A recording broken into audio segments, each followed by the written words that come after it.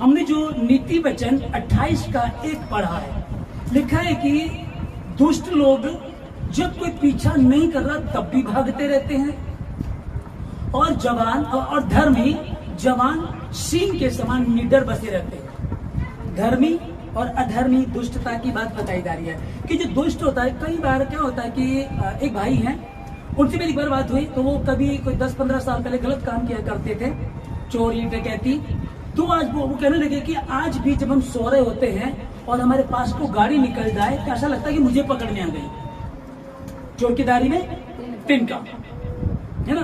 क्यों, क्या वो ऐसा किया करते, दुष्टता थी तो ऐसा होता है। फिर अगली लाइन लिखा है, परंतु धर्मी लोग जवान सिंह के नाई निडर बसे रहते हैं। जवान सिर किसी से नहीं डरता है, निडर, किधर भी सोए, किधर भी जाए, किधर भी आए, उसको कोई डर नहीं लगता।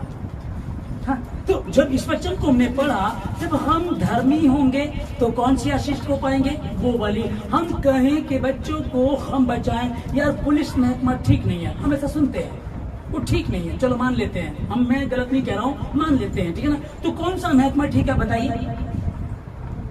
बोले टीचर लाइन ठीक है, तो टीचर लाइन भी गलत है, क्यों गलत नहीं है। स्टूडेंट से लग गई टीचर अपने सर के साथ लग गई, शादीशुदा ने ऐसा कर दिया, उसने ऐसा कर दिया। हाल ही की एक न्यूज है, कोई 1 महीने की, एक स्टूडेंट ने अपनी टीचर से बात की, पहले उनका चल रहा होगा कुछ, बाद में उसने कुछ उससे कहा, उसने माना नहीं, उसने बंदूक लेकर के गोली मार दी। तो किस जगह लेकर के जाएंगे बताइए।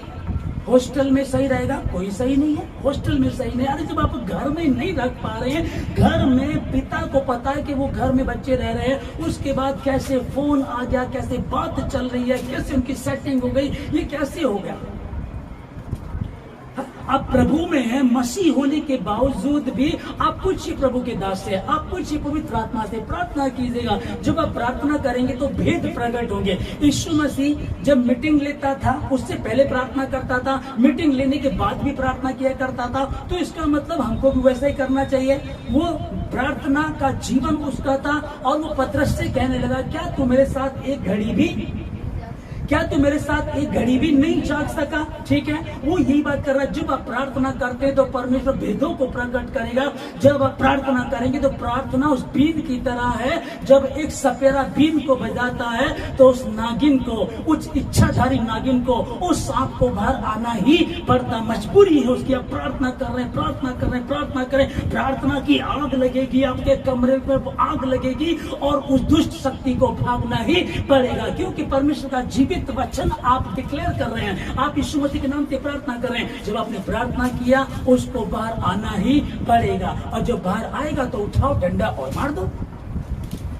तो इस प्रार्थना का होना बिल्कुल जरूरी है। अब प्रार्थना तो कर नहीं रहे हैं, हमने अपने दिमाग को लगाना शुरू कर दिया, और शैतान यही चाहता कि तुम बाइबल को ना पढ़ो, तुम प्रार्थना ना करो, ज्यादा सो, ज्यादा टीवी देखो, ज्यादा मोबाइल को देखो। और मोबाइल पे बहुत सुविधाएं आ रही हैं, जो पिक्चर तुम्हें कभी सुनने को नहीं मिलती थी, आप 1 सेकंड में बोलोगे और यूं आ जाएगा। उसी के जैसे पिक्चर, उसी के जैसे नाटक, जो गंद देखना चाहते, जो अच्छा है, सब कुछ उसमें आ रहा है, और वो नहीं चाहता है कि तुम उसके नजदीक।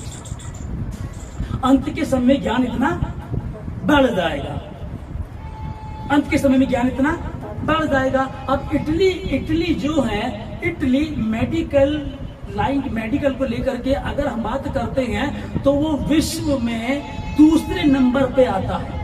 लेकिन जब लॉकडाउन लगा था, सबसे ज्यादा मौतें वहां हुई हैं, सबसे ज्यादा रोना पीटना उनका था। और वहां के राष्ट्रपति को मैं सुन रहा था उन दिनों में, वो कह रहा कि हम हार गए। वो मौतों को देख रहा था, मरते हुए देख रहा था लोगों को, वो कह रहा था नहीं हम हार गए। कारण क्या था, उन्हीं दिनों में चर्च में उन्होंने किसी देवता की मूर्ति को स्थापित किया था, जिसके लिए परमेश्वर ने कहा था इमेजिन भी मत करना। आसमान पे या जमीन पर या जमीन के नीचे जल में कोई मूर्त किसी को ना तो उनको बनाना, ना उनकी दंडवत करना, और इमेजिन सोचना भी मत, विचार भी मत करना। वो कैसा होगा, वो कैसा होता होगा, देवता कैसे होते होंगे, इस तरह का होगा, इस तरह का होगा। सोचने की जरूरत ही नहीं है, मैं जलन रखने वाला परमेश्वर हूं। प्यार करता हूं तो जलन भी रखता हूं, और फिर वो बर्दाश्त नहीं करता है। अब सोच करके देखो, वो दूसरे नंबर पर आते हैं मेडिकल में। अब सोचो क्या वो करेंगे।